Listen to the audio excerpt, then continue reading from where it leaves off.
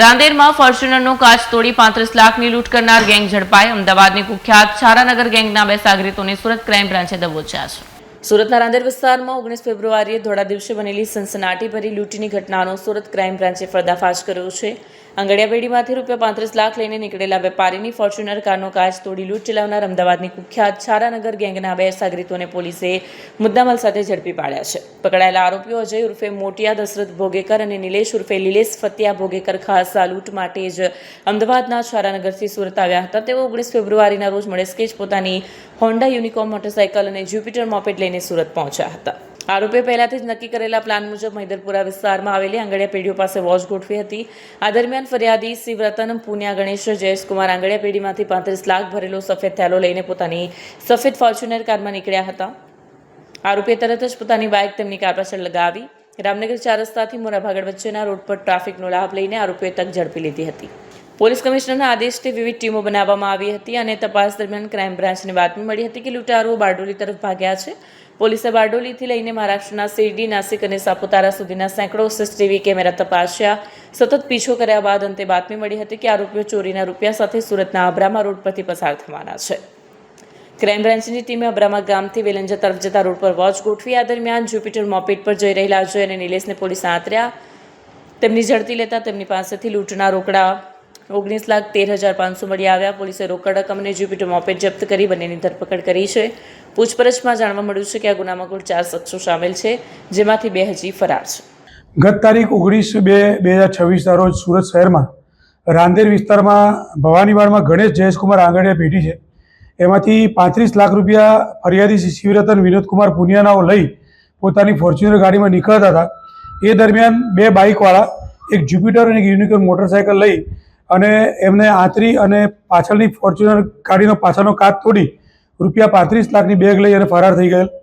જે crime બ્રાન્ચને information મળતા crime બ્રાન્ચની તમામ ટીમો મહેરબાન સીપી સાહેબ અને જીસીપી સાહેબની સૂચનાથી ક્રાઇમ બ્રાન્ચની તમામ ટીમો લાગી ગયેલી કામમાં।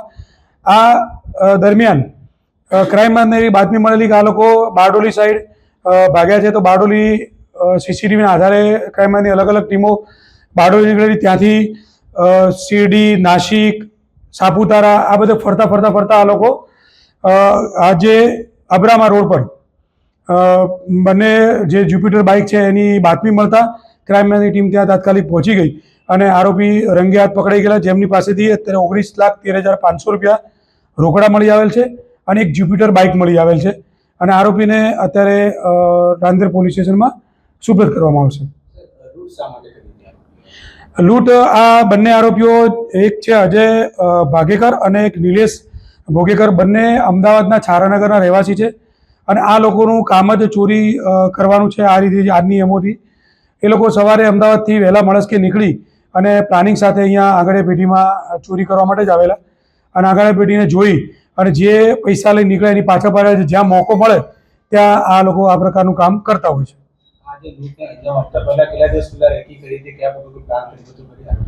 આ લોકો રેકી કરતા નથી, જ્યાં એમનું ટાર્ગેટ હોય જે સિટીમાં એ સિટીમાં સવારે વહેલા આંગડિયા પેઢીની આજુબાજુ ગોઠવાઈ જાય છે અને ગોઠવાયા પછી એમને એમ લાગે કે આ વધારે પૈસા લઈને નીકળે છે, એની પાછળ લાગી જાય। જ્યારે કોઈ પણની ભૂલ થાય એટલે એને ટાર્ગેટ બનાવી અને ચોરીને અંજામ આપતા હોય છે અને આ લોકો ગુના રીઢા ગુનેગારો છે।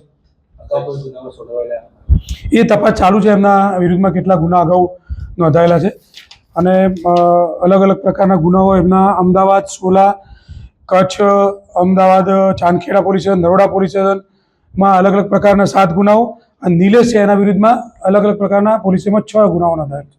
કેટલા આરોપીઓ એ ઘટનામાં સંમિલિત છે, કેટલા આરોપી પકડાયા, કેટલા વોન્ટેડ? આ ઘટનામાં ટોટલ 4 આરોપીઓ સંડોવાયેલા હતા 2 બાઇક ઉપર। એમાં 2 આરોપી અત્યારે પકડાઈ ચૂક્યા છે, જ્યુપિટર બાઇક સાથે, એક યુનિકોર્ન બાઇક અને 2 આરોપી પકડવાના બાકી છે। કઈ રીતનો આખો ઘટનાક્રમ હતો, કઈ રીતે આરોપી આવે છે અને કઈ રીતે આખો ઘટનાક્રમ લૂંટનો થયો? આરોપી સવારે મળસ્કે અમદાવાદથી નીકળે છે, અમદાવાદથી નીકળી અને ભવાનીવાડ આંગડિયા પેઢી સામું ગોઠવાઈ જાય છે। ગોઠવી અને આજે આંગડિયા પેઢીમાંથી જે વધારે મુદ્દામાલ ફરિયાદી લઈને નીકળે છે તો એમની ફોર્ચ્યુનર ગાડીની પાછળ રેકી કરતા જાય છે।